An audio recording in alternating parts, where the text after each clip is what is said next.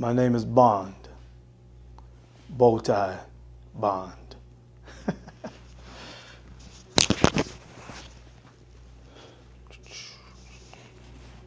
What's going on, YouTube? It's your boy Darian. I'm the Bowtie Fragrance Guy, and I love looking good and smelling amazing. If you're like me and you've come across this channel and you love looking good and smelling great every day, then you've come to the right channel. Then why don't you go ahead and consider clicking on that subscribe button. And while you're at it, go ahead and click on the bell icon as well. That way, you get notified every time I release a new video and you don't miss out on this great content. Welcome to another installment, another episode of Fragrance and Fashion Friday. On last Friday, I unboxed a suit from the company Spear & Mackay, which next week I'm probably going to be wearing that suit in next week's episode of Fragrance and Fashion Friday. Once I get that suit back from the tailor, I will wear it and allow you guys to see how the suit fits after the alterations. So what I'm going to be doing today is, of course, I'm going to be talking quickly about a fragrance from the house of Bond No. 9 called Sutton Place. And of course, I'm also going to be unboxing a pair of shoes. And no, it's not from Magnani this time. I actually gave the company Allen Edmonds a shot. So I'm going to be unboxing my first pair of Allen Edmonds. So if you guys want to see the unboxing and hear a little bit about Sutton Place, you already know the routine. Keep it locked right here.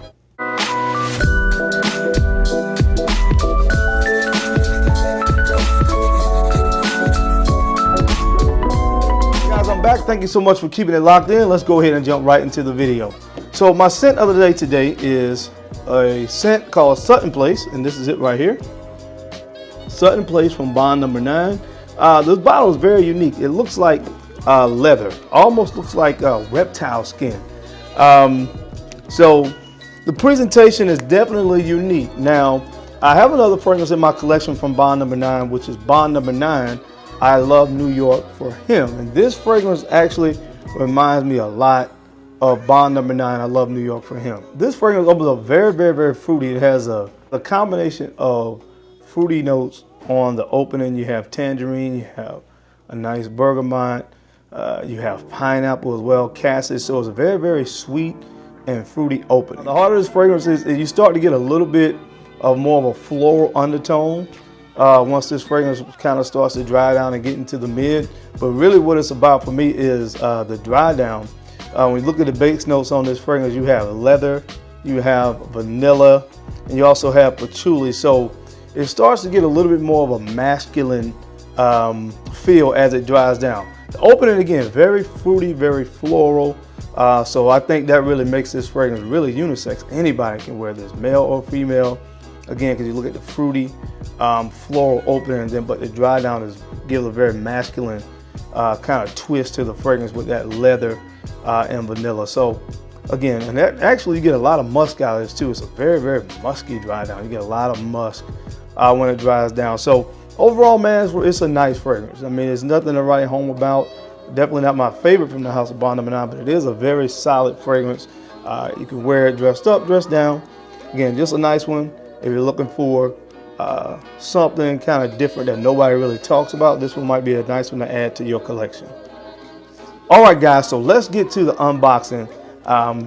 It wasn't the best week for me. I actually had to attend a funeral for one of my uncles. So again, wasn't the best week for me. So sometimes when I'm feeling down, one of the things I do to cheer myself up a little bit is do a little bit of retail therapy. And I was near an Allen Edmonds store, so I said, you know what? I hear a lot about the brand. I'm a big Magnani fan. As I said before in the last video when I talked about my shoe collection, generally speaking, I'm just not a big fan of the Allen Edmonds aesthetic of the shoe. It is a Goodyear welted shoe, so it is very well constructed. It has a nice quality leather upper on the shoe as it pertains to the leather that the shoe is made out of.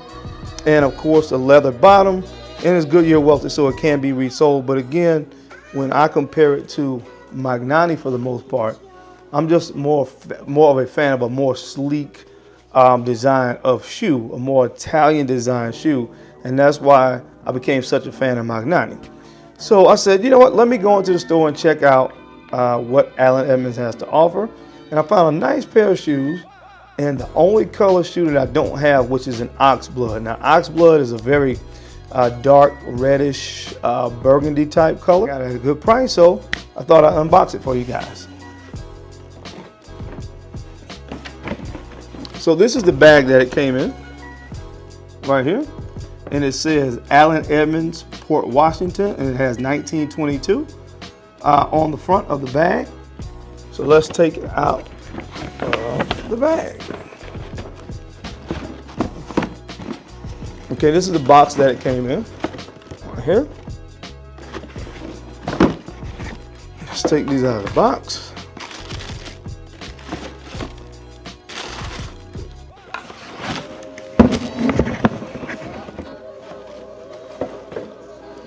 So guys, here's the shoe.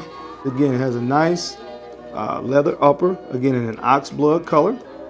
As you can see, if you look at the bottom of the shoe, it has a leather bottom. And you can see the stitching here, it is a Goodyear welted shoe. So you're able to see the welting here on the bottom of the shoe. Again, nice leather upper.